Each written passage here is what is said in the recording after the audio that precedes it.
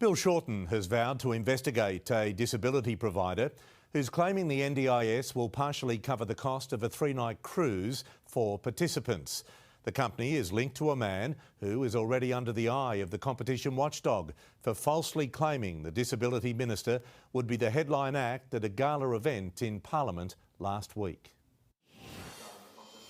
Devinder Singh makes a living from having conversations about disability. But last Friday, the Perth businessman suddenly didn't want to talk when 9 News sought answers about an event he'd organised in Federal Parliament's Great Hall. He doesn't want to talk. Attendees were irate that Mr Singh had promoted the event, claiming Bill Shorten would be keynote speaker, when the NDIS minister had told him repeatedly he wouldn't be attending. Is because it had the appearance of legitimacy it didn't deserve. It was held at Parliament House. We're very concerned that a politician or a minister could be used to promote an event a month after he had made clear he wasn't attending, and using the Great Hall of the Parliament for commercial purposes to mislead attendees. I'm deeply concerned about these allegations and I'll report back to the Minister. The event was organised by Communities of Practice, of which Devinder Singh is co-founder, registered to this property in Perth. The same ABN is used by 14 businesses, 4 of which make explicit reference to the NDIS. Devinder Singh is also associated with 4 Life Skills, a Perth-based NDIS provider. He was listed as chairperson of the company as recently as Friday, but today he's not there. For Life Skills CEO Johanna Cook telling Nine that after last Friday's events, the board determined Mr Singh's effective resignation date should be brought forward with immediate effect. For Life Skills has been organising a 1980s-themed cruise for NDIS participants, telling them support costs can be covered by the scheme. 9 News showed the minister the company's promotion. The NDIS cannot be used to pay for people to go on cruises, and we're absolutely going to investigate. The NDIS has changed the lives of many Australians for the better, but its long-term viability requires every dollar to be wisely spent. Andrew Probyn, 9 News.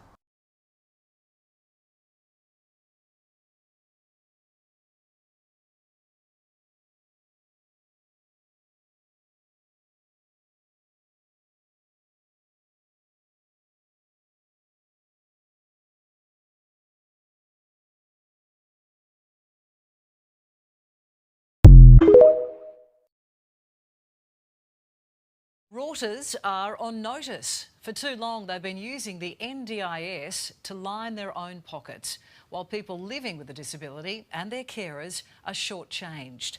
Now, families say time is up for the fraudsters. Oh. Hi! Jocelyn Planker's only child, Warwick, has arrived home. Hi, sweetheart. How are you? Good. Warwick has cerebral palsy. He was born with that, and he's also blind, and he has epilepsy and asthma, and he's intellectually a child. She cares for 40-year-old Warwick on her own after her husband walked out when he was born. You know, you just got to do what you've got to do, and like Warwick's adorable, and I need him as much as he needs me, really, because he's my companion, and I want to just do everything for him. And so she does. No swimming today? No.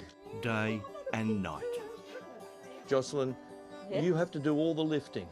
Well, yes, because There's no one else here.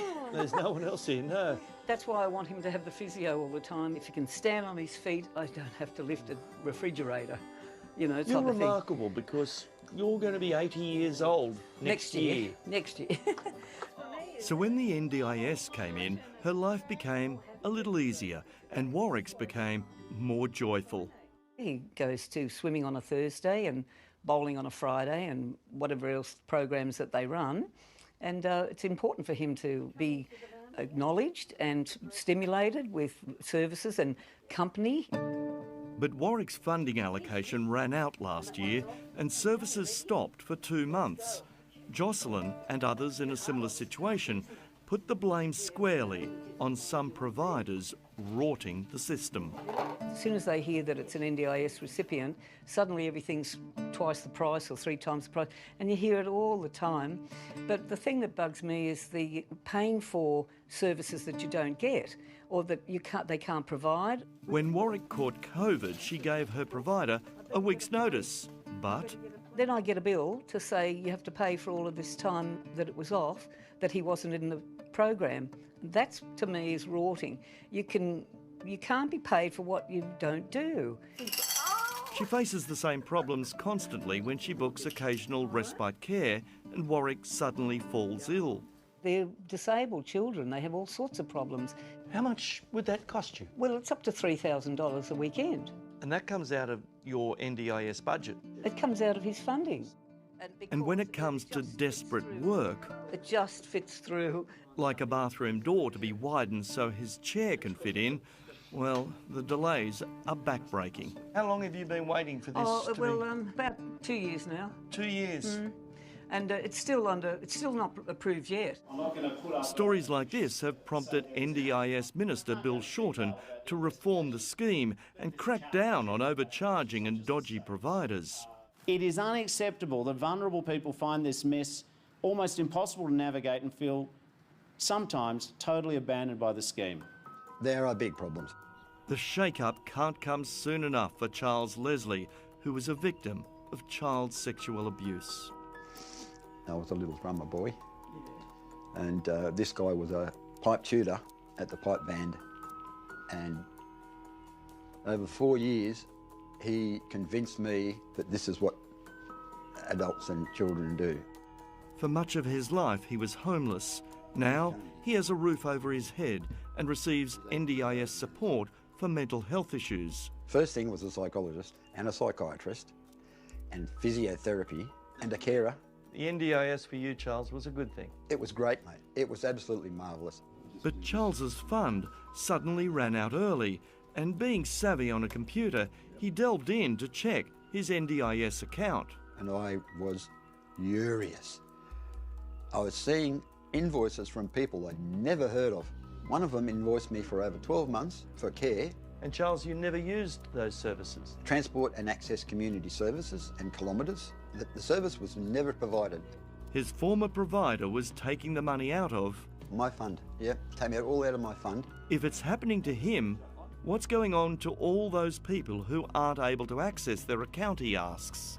These people don't know, Brady. They have no idea how to access that plan. They can't look at the dashboard because some of them are profoundly disabled. All Australians support the NDIS. After all, an accident could mean any of us have to access it one day. But recipients say rorting is not only ripping them off, but the taxpayers who fund the scheme. They should regulate these bloody providers. In the meantime, those who need it most are suffering. People who are rorting, this is the thing that makes me so mad, because there's really needing people. Oh, hands up who loves their mum. And we love you too, that's wonderful.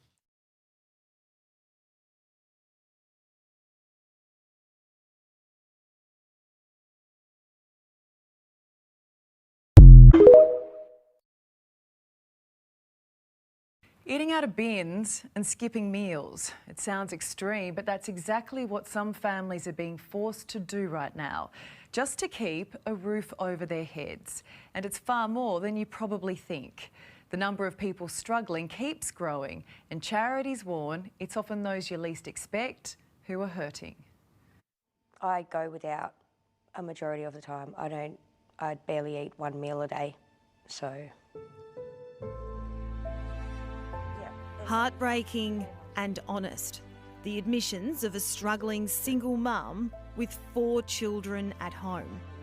Anne says rising living costs are hitting her family hard, and she's taking drastic measures to stay off the streets. My oven and my cooktop is electric, so it uses power. So I've now switched to a camping stove, so I just buy the gas bottles so that I don't have to pay so much in electricity. Anne receives a single parent payment from Centrelink. It doesn't go far. So I can't have the luxuries of a television. And my kids sit on bean bags because I don't have a lounge. You've got children sitting on bean bags, you've had to change up your cooking appliances, and you've got no heating or cooling at your house. Yes. I don't own a heater. I don't have air conditioning or a heater in my house at all. Anne and her kids live in Western Sydney and she watches every cent. It's upsetting for my children. So when they see mum's not eating, they will try and give me their food. And that's heartbreaking for me because I know that they're not full. What about kids' school uniforms, kids' books, things that your children need day to day? Can you afford those? No. I've had to reach out to my children's high school because I couldn't afford their winter school uniform. I was looking at $400 plus just to get my twins a jumper and a pair of pants, just to keep them warm. The Salvation Army says rising inflation, successive interest rate hikes and the growing housing crisis are seeing more people struggle. Major Kylie Collinson.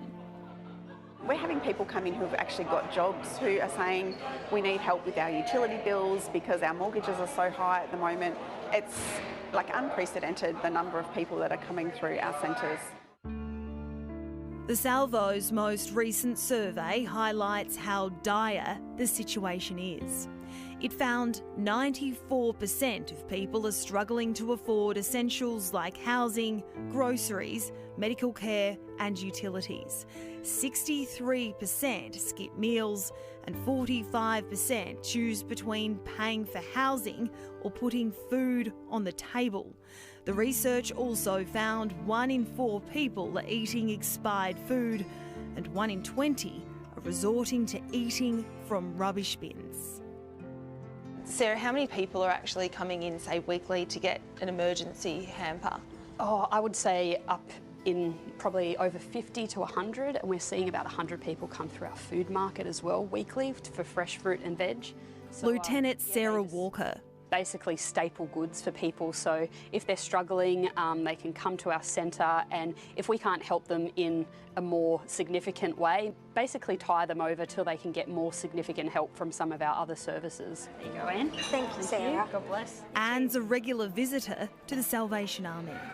Where would you be without the hamper? You know, do you think you'd be able to make it to the end of the week if you didn't have the... No, not at all. I wouldn't make it halfway through the week.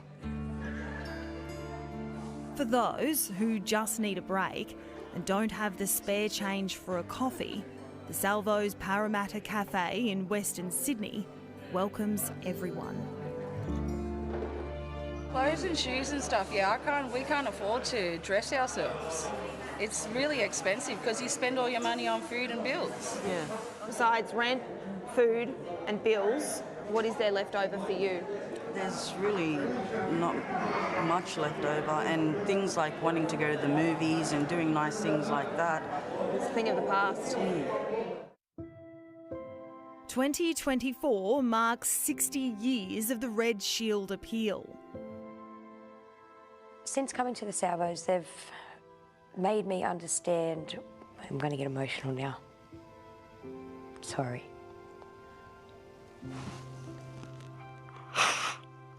They made me understand that I shouldn't have to hide. What do you have to say to other parents that might be in a similar situation to you? Is it brave to speak out and ask for help? Yes. If you need help, guys, please reach out. Don't be scared. Step up. Thank God for the Salvos, right? And the appeal's been running for 60 years. When you see the work they do and the people they help, we know money doesn't stretch as far these days, but if you can, please give to donate to the Salvation Army's Red Shield appeal, or if you need help, visit salvationarmy.org.au or call 13 Salvos.